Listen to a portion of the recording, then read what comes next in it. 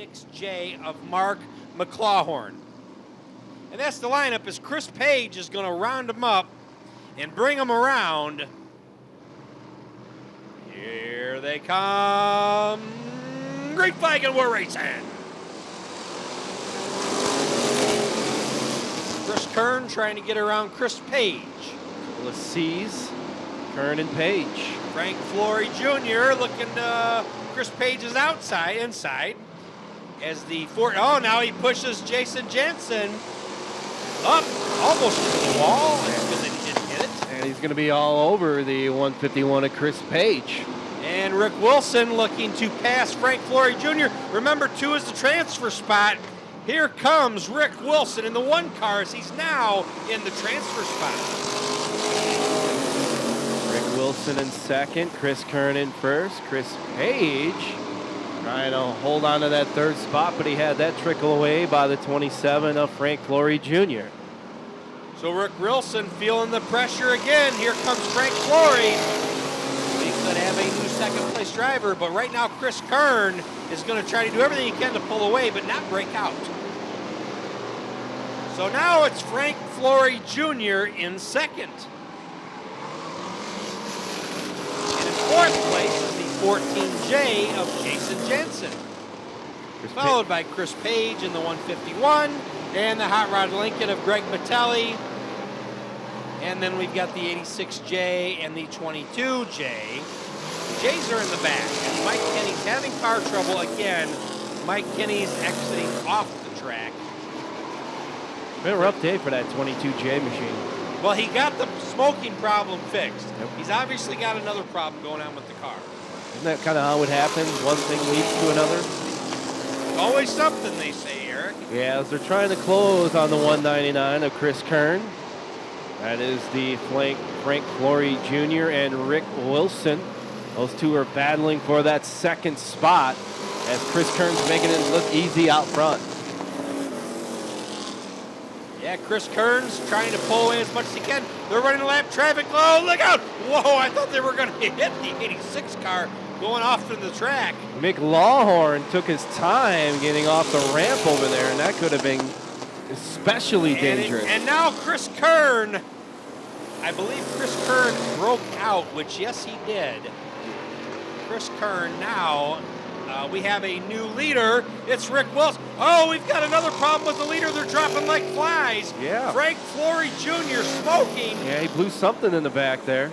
Don't know what's going on, but we've got Rick Wilson as a leader, followed by the 14J of Jason Jensen. Eric, so much has happened in 1 lap. Yeah, that puts Chris Page back in that 3rd spot. He's got a little bit of a battle with that 247 car of Greg Batelli. So it's Chris Wilson, Jason Jensen, Greg Batelli, and Chris Page is what we have left on the track. Wilson and Jensen are very cozy out front. Just don't want to have a breakout with them. Battling there for the 3rd spot is Batelli now ahead of Chris Page. We started out with 8 cars and we're down to 4. And the top 2 qualify. What you're looking at 12 on the down. backstretch. Wow, out of nowhere, here comes Jason Jensen to try to challenge for the lead. 2 laps he's got left to do it. Is it going to be Wilson or Jensen? That one machine's looking pretty good with Wilson.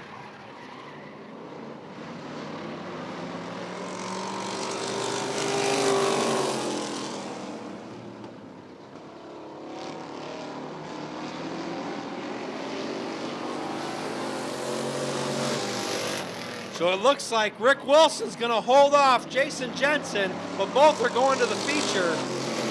And we just had something amazing just happen, Rockford Speedway. Let's get Greg Batelli through it first and Chris Page before I make the announcement. We just completed a race without a caution. How about that? All right.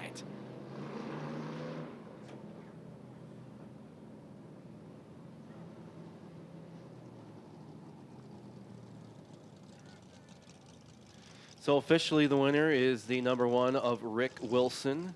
Also qualifying is the 14J of Jason Jensen. Those are the 2 top cars that are qualifying. Out of the 4A Bash, race number 1. The number 1 machine of Rick Wilson is out of Frankfort, Illinois.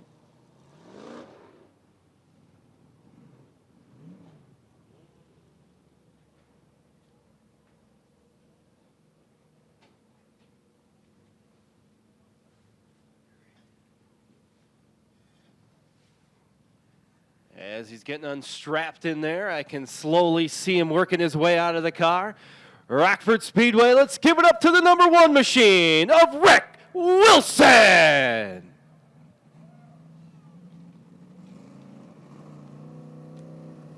So our next race will be the 4A Bracket Bash number 2.